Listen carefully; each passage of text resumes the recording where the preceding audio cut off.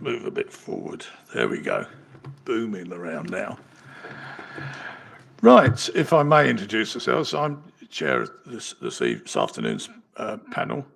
My name is Councillor Richard Foote, and I'm also chair of the licensing committee itself. So I'll get you to introduce yourself. Hi everyone, my name is Councillor Asim. I'm one of the ward councillors in the Hounslow Heath ward. I'll be joining my fellow councillors in this licensing panel today. Thank you. And Good afternoon, I'm Councillor Richard Easton. I'm a councillor for Ostley and Spring Grove ward and a member of the licensing committee serving on this panel this afternoon. Thank you. And our officers. Nicola Harbour, the licensing authority officer. Val Javerdi, HP Public Law Legal Advisor to the panel. Right, could you introduce yourselves? Yeah, sure. Good afternoon, Jack Spiegler from Thomas & Thomas Partners, solicitor for the applicant. Hey everybody, I'm Rob Kahn. I'm the head of group operations and HR for Lamington Group, who the application is being made on behalf of. You're actually from the... I'm from Lamington Group, exactly, who are making the application for one of their brands, which is the Room 2 Hotel in Chiswick. I'll do my best, yes.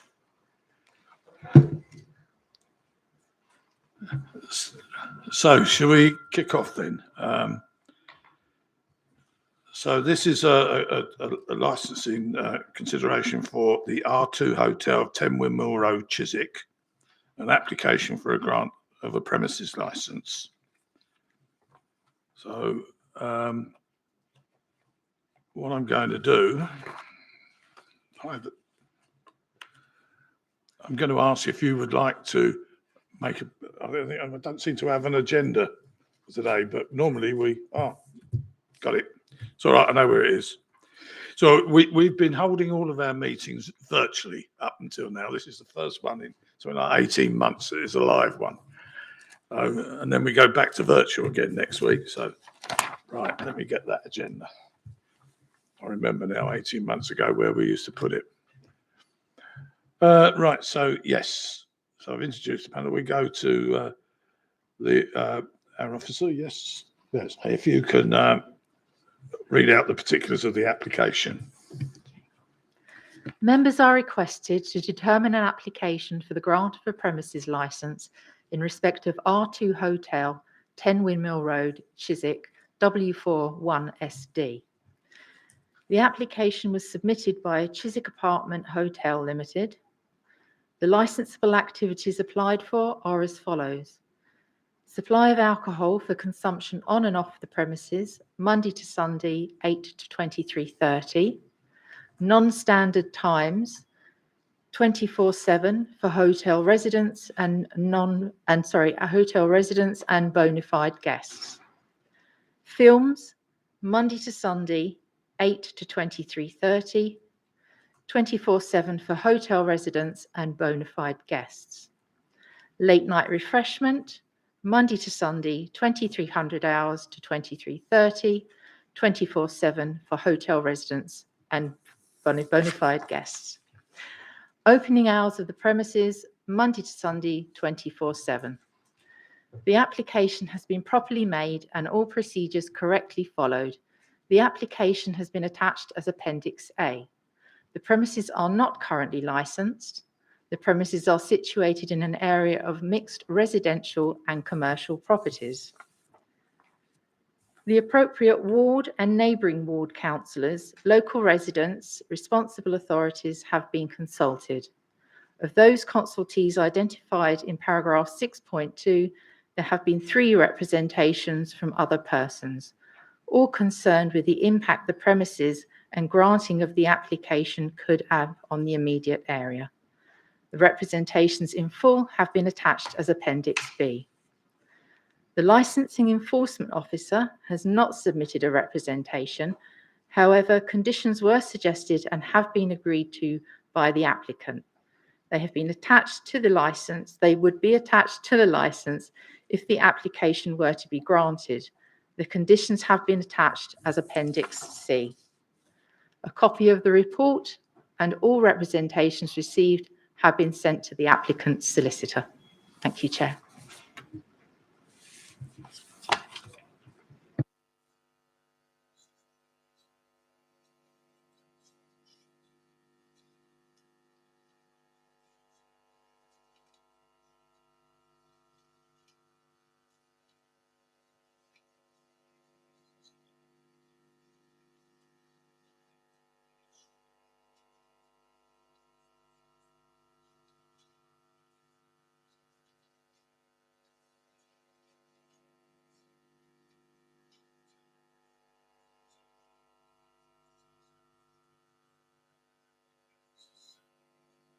Not your time to make your case, but otherwise I won't appear on the recording. Yeah, if you could just confirm that this is as the application there is as the officer rang out, but it's not your turn to make the application at the moment, just to confirm that what she said is correct. Thank you, Chair. I'm grateful, and I'm grateful to Ms Harbour for accurately presenting the application. Thank you. Thank you. Right. So, in fact, we can go now. Let's see. We got so we go into questions. Question the applicant, of members, officers, other persons. So, right, we go straight into members' questions of the applicant. Does anybody want to? Do you want to kick off? Thank you very much, Chair. My first question, is the license for just the bar area or for the whole building? It's for the whole building, Councillor. So we've included all of the floor plans with the application, which appear, if you give me a moment, at starting at page 24 of your report.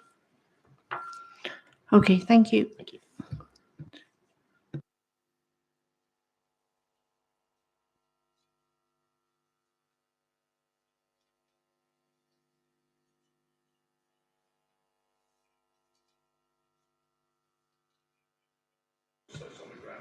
That's correct, Chair. Yes, that's right. The reason all floors were included was to regularise the supply of alcohol to the rooms.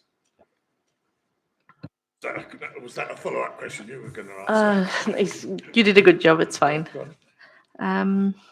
Also, on the plans, I can't seem to see. Are you going to have a separate screening area for the films, or is that going to be individually in the rooms? How will that work? I'm grateful for that question, Councillor. I think there may have been some confusion amongst the objectors because we included the provision of the exhibition of films in the application, which is fairly standard for hotels, to cover any screenings that might be shown on the individual televisions in the hotel rooms.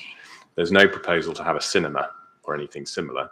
It's simply just to regularise the use of the televisions in the hotel rooms, which is common, with most hotels. Thank you. Sorry, Chair.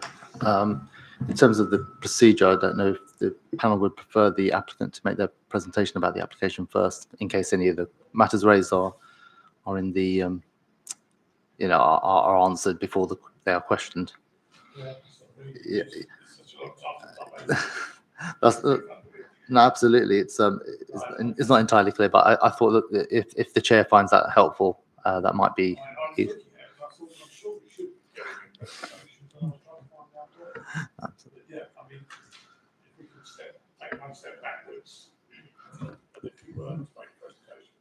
Thank you. I'll talk to you, and then Rob will talk to you for a few minutes, but please do feel free to interrupt with any questions you may have. The premises is a new purpose-built 86 apartment room hotel operating under the Room 2 brand, and I'm grateful to your officers for including the hotel presentation pack in your report at pages 39 to 59, which hopefully gives you a good idea on the high standard of offer and the very impressive and professional team behind it. As is common with most hotel licenses, the application proposes licensable activities 24 hours a day for persons staying overnight in the building. And so far as I can see, Chair, There is no objection to this element of the application. So as a result, I intend to focus our submissions on the provision of licensable activities to hotel guests and the local community on the ground floor, but only until 11:30 p.m. in the evening. Like most hotels, this area is a publicly accessible lounge, workspace, cafe, bar and restaurant area on the ground floor only. And I understand that it's this area that's attracted most of the concerns from the 3 objectors. Before I address you further on those objections and conditions, if I may, I'll hand you straight over to Rob to tell you just a little bit more about the company and the proposals on Wimble Road. Sure. Hello again, everyone. I joined this business 6 or 7 weeks ago, so I'd like to start by just saying I'll be making quite a lot of changes and adjustments to the way we operate going forwards for how we go about our license application, and that'll probably look something like actually trying to get in direct contact with the residents, because we speak a lot about people at the moment and actually being people amongst people, and I think it's nice to make direct contact to kind of ensure we have an open forum and line of communication with people, so that maybe some of these conversations can happen at an earlier stage, so that from our side we're managing expectations and for those people and ensuring that they have comfort that the property will be professionally managed with strict standards and standard operating procedures that we'll adhere to. So that's just something that I'd like to adjust going forwards, having only been in a business for 6.5 weeks. With regards to the apart hotel, my background is apart hotels. I've worked in hotels where we have lots of singing, lots of dancing, lots of loud DJs right next to residence buildings too, and it's really ultimately how you manage them. The first point I'd make is this is going to be the complete opposite of that. It will probably look like an average length of stay for 4 to 5 nights for business travelers, because we're in a hub of a West London community near big business parks and Heathrow, so I don't really anticipate such a high rate of transient guest. The hotel itself is really not built up for large meetings and events. It's about having a communal space where those types of customers can work from, hence the communal and co-working area. But if we really look at what we have, we're just simply having a bar there to service the provision of alcohol, smoothies, whatever sort of chai tea lattes people are drinking nowadays. I see a lot of oat milk going around. With regards to then, that's probably, it will be an all-day lunch sort of brunch offering, if you like. With regards to the concern of people leaving at night, there's a few points around that I'd like to make and sort of consider. The first thing is I totally understand, because I've lived above a hotel, next door and above a hotel before, because I've lived in 6 countries and always worked in hotels, concerns around noise from the kind of people dispersing from the premises. The first thing I'd say is, in being part of that kind of management committee that look after that, is my principal concern is my team, and we have our own neighbors in a hotel, and they're our guests in a room, in the rooms. So we've got to make sure that the people, before they even get outside, are behaving appropriately inside, which is why we go through pretty rigorous induction and training for the team, so that they are aware of how to handle people that may have had a couple of glasses of wine, or just how to appropriately manage people to ensure the right behavior and the right kind of tone and loudness of decibels traveling around the building. We also put things in place like dispersal policies to ensure that people, once they actually get outside, are continuing a kind of appropriate way of behavior. But I always want to make the point that the first people they reach when they get outside are still our guests. So I'm so concerned from that stage that before it should ever get to the other residents in that local area, we're making sure we're taking preventative action to make sure it never gets there, is really what I wanted to say. The ground floor itself only has enough for about 60 covers. It's not a big space, and we don't have any meetings or event space. So as for loud evening parties, I just don't see any of them happening, because it's simply not that type of environment or that type of space. So hopefully that would alleviate concern. In terms of going forwards from here, one of the things I'll be doing is providing people can have me on WhatsApp if they like, the residents, to get in touch with me anytime, just to ask questions. And actually, ideally, I'd like to take them around the property to show them, because the more we all know about what we're doing, the more control and understanding we feel we have about it. Hopefully the better we can get on. But My first and foremost concern is always going to be the health and safety of the people that I'm responsible for and the guests staying with us. And that comes way before I'm worried about any concern that the neighbours might experience, which I believe they won't. Thank you. Chair, if I may, just address you a little bit on the conditions and the objections now. You'll see in your report pack the comprehensive operating schedule of conditions to promote all the licensing objectives. And just touching on something that Rob just mentioned now, please can I draw your attention to condition 1 at page 22 of the report, which requires the licensable activities to remain at all times ancillary to the use of the building as a hotel. And that's really important because, as you've heard from Rob, hotels are by their very nature self-policing. They're selling sleep, and it's very much in their interest to make sure that anything that happens on the lower floors doesn't disturb people sleeping upstairs, and by extension, people in the local area too. Turning to the objections, you will note that they do raise concerns about planning. Insofar as it is relevant, the planning consultant who dealt with the planning application has confirmed that there are no conditions restricting what we are proposing under the license application today.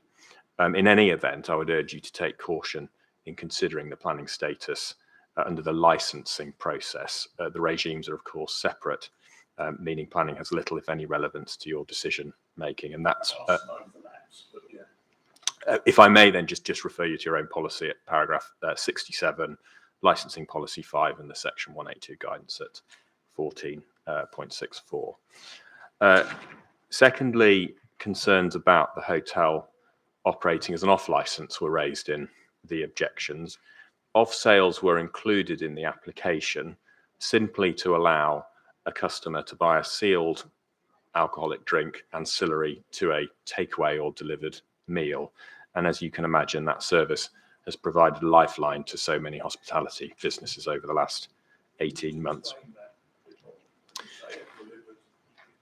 Yeah, so to a home, to somebody's home or to somebody's office. So in this exactly. So in the same way that so many traditional restaurants over the last 18 months during the pandemic have offered a new takeaway facility to allow customers to order food and drink to enjoy at home, that's what we're proposing for this license as well. It probably won't be a big part of the business, but if the pandemic goes the wrong way again and there are further lockdowns, then it might be something that this business relies upon to generate some income to service the ground floor of the premises. But that's it. There's no proposal to become your sort of traditional off-license selling alcohol to potentially problem drinkers. It's just, and it's conditioned as such, sealed containers, ancillary to meals only. So nobody could come in, buy a bottle of wine or beer by itself. They'd have to be as part of a meal offer. Correct. Yeah, thank you, Chair. The third concern were about the ground floor being publicly accessible and how it will be managed. And you've heard from Rob how motivated he is to make sure that the ground floor is appropriately managed, not just accessible by the hotel residents, but members of the local community as well, whether that's breakfast, use of the workspace, coffee, lunch, dinner, or drink after work. Finally, there were concerns about the premises being used as a cinema, but I think I've hopefully covered that off with a helpful question earlier. And then a point to note on the representations, Chair, I ask you to place weight on the fact that there were no objections from your responsible authorities, who are, of course, your expert advisors on the policy and the licensing objectives, and I hope you take some reassurance from that. Briefly on policy, before I conclude, the premises is, of course, outside your cumulative impact area, so no presumption to refuse. So, Chair, just to finish off, we invite you to grant the application on the terms applied for, and in doing so, you can signal your support to a new and professional hospitality business trying to contribute to the revival of the local economy in Chiswick in some of the most difficult of circumstances. And again, at risk of repeating myself, the absence of the responsible authority objections endorses the applicant's view that the premises will promote the licensing objectives and provide an attractive addition to this area of Hounslow. Thank you, Chair.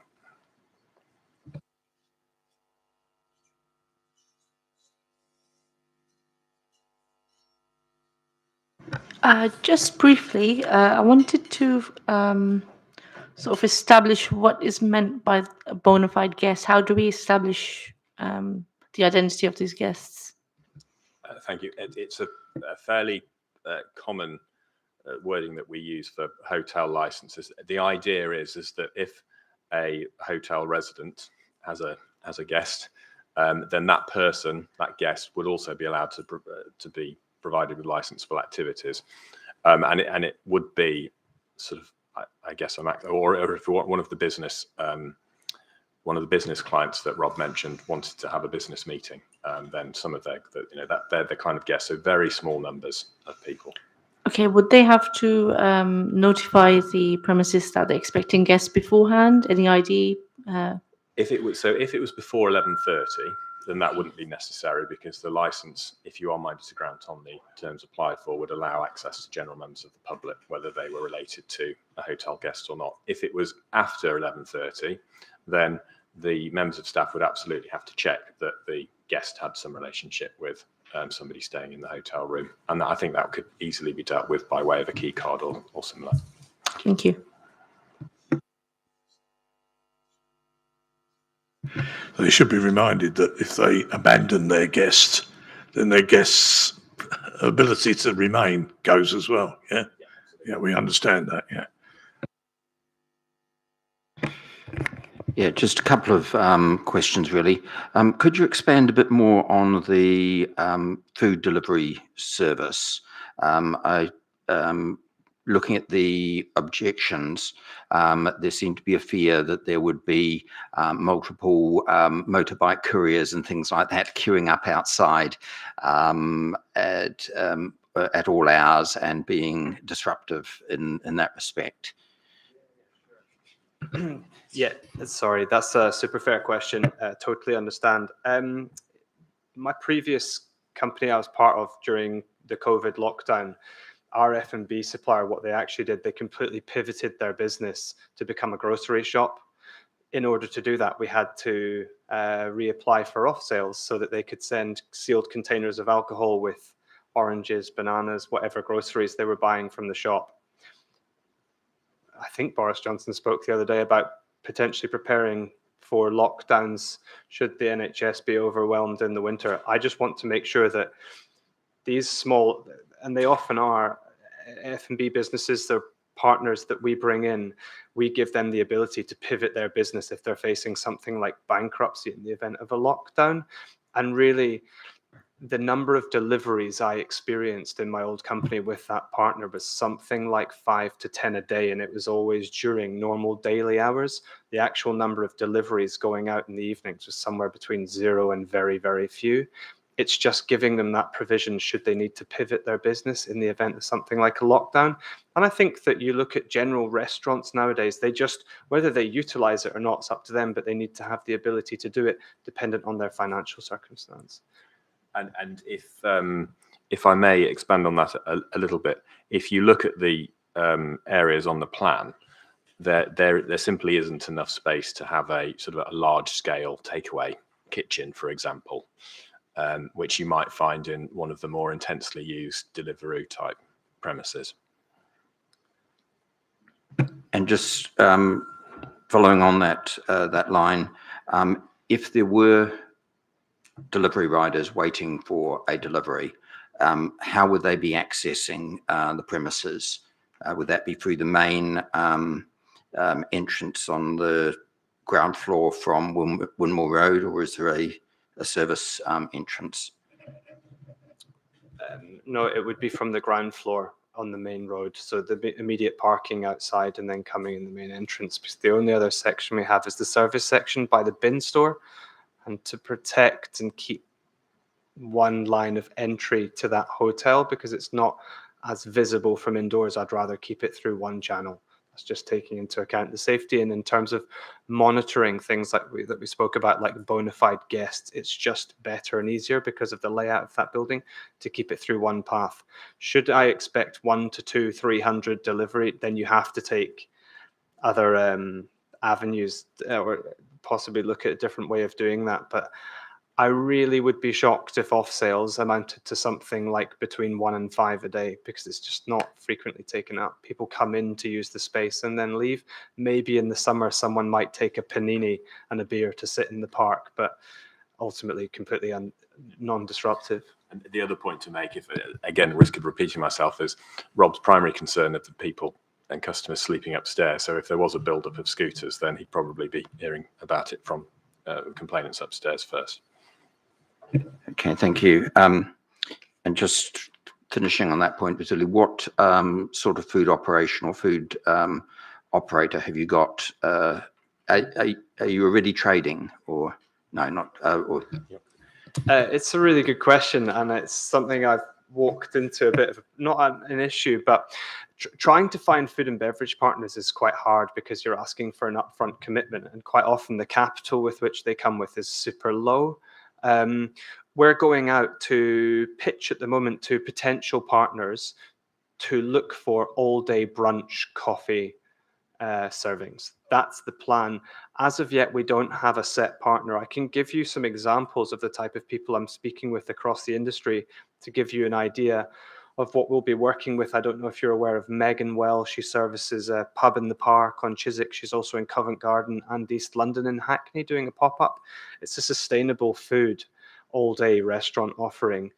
Really calm, really bloody good, if you don't mind me being that honest. I highly recommend the smashed potatoes with tahini and chili oil, but come and try it out. But that's the sort of, she's very professional, very successful, great reputation, and we're looking to go to someone credible, because we really got to be completely clear on it that food and beverage is such a big part of experience nowadays within a hotel. They can make or break our success because their reviews quite often determine our reviews. So we need to, it's in such our best interest to get someone credible, sensible, professional working alongside us so that we can work in harmony with our partners. But if I could get her, it would be the dream, but we've reached out to a few others, but we'll be approaching them. We'll then select 3 to pitch to us, and we'll go through that process to hopefully whittle down to 1. And I'd invite you to come to some sort of launch tasting if you'd fancy it. That's me being really honest.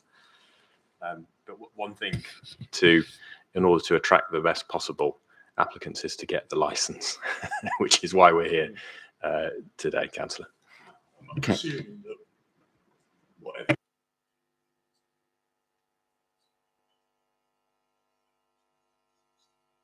Absolutely, and I think one thing that,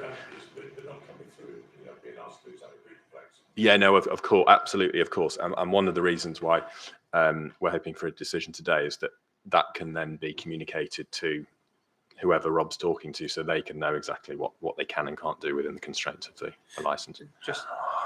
Just to add to that, I'm proposing the conditions we're setting when I speak to these people so that they understand it from way out. And so that we're super clearly aligned on what we're looking for and what they'll be getting, because one thing I promise them that they don't get is beyond a headache for me. So there's so much clarity provided at such an early stage to make everybody's lives easier. Okay, thank you. The other question I had was around the operating hours. The application is from 8 a.m., whereby our standard core hours is from 9 a.m. So could you explain the rationale for an 8 a.m. Start to the licensable activity? Yeah, it's up to you. Sure. To be totally honest with you, I would happily change it to 9 because I don't think it will cause a major issue. The only reason I say it is sometimes we have business guests traveling and they may have a breakfast meeting, and I have seen more strange circumstances than someone asked for something like a Bloody Mary. That's just me being honest, and the only way around that situation is if I've got the license to permit it.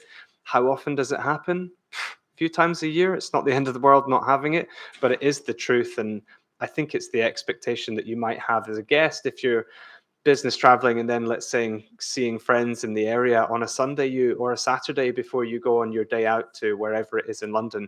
You might have something like a Bucks Fizz with a champagne breakfast, and some people want that. That is the only reason for asking for it.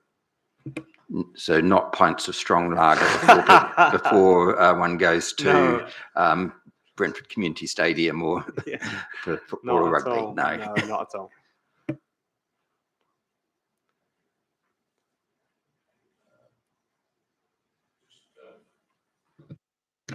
going through our the dispersal policies but more importantly, the actual conditions that were laid down.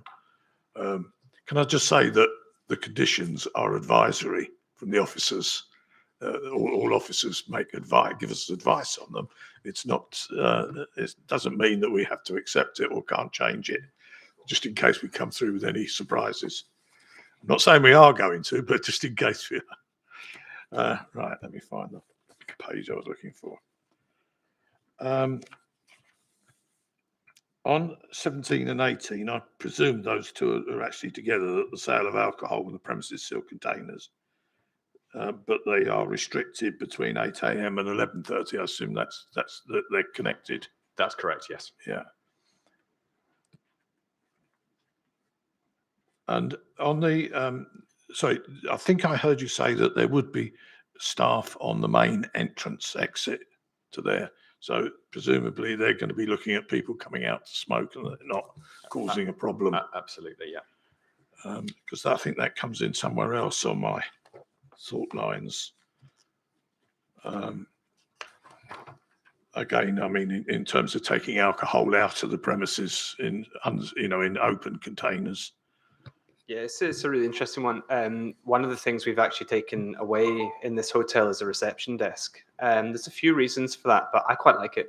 The reason I say that is because it encourages engagement and it encourages our staff to actually engage with our guests and provide a point of service, but actually manage our guests too.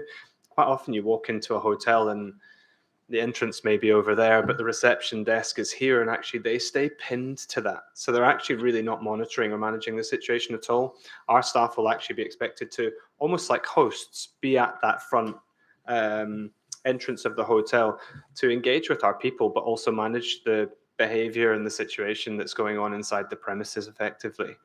And I think not having the reception desk and in actually this type of layout, and a bit like we spoke only about one entrance, it gives us the ability to do that really effectively.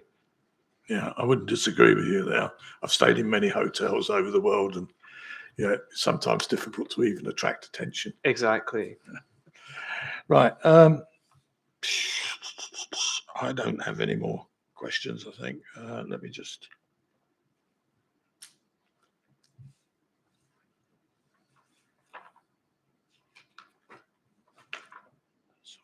Yeah.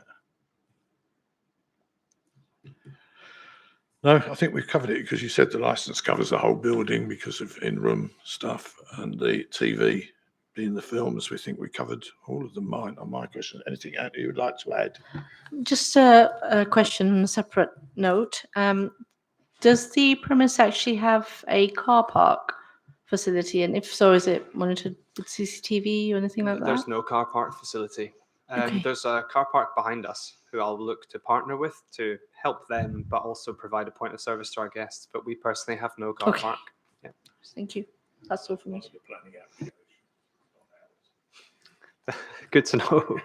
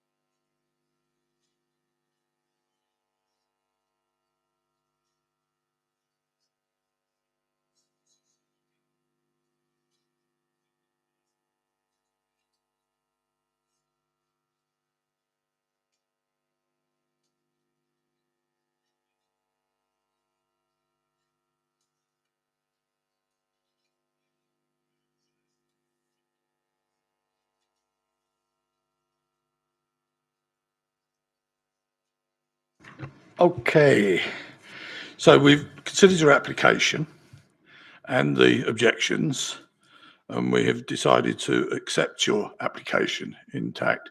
Our feelings were that the objections were very much linked to the to planning, and were not really part of what we could consider. So it was very, when we take the lot, take away the planning elements, it doesn't leave us with a lot to think about. So yes, we're prepared to grant that. I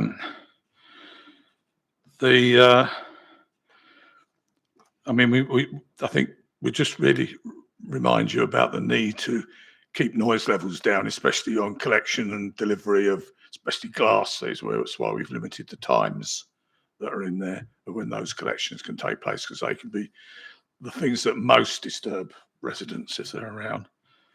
And that's really it, other than, of course, if you do stray from the conditions, of course, there's always a review that's there. So, that's the way in which sometimes happen. Fortunately, not very often, but it is there as something that the residents can take up if they feel that they need. So other than that, you will get a written report. I'm just giving you a précis of it. You will have a written report within 7 working days. 5 working days. He's sped up, you see. We're paying him too much money now. Either or we're not, because he's not going to work weekends. So yeah, so 5 working days, you should have a written copy of the report. Thank you very much. And that, everything, you're okay? Yeah, I just wanted to wish them the very best of luck. Oh. You are clearly passionate about what you do.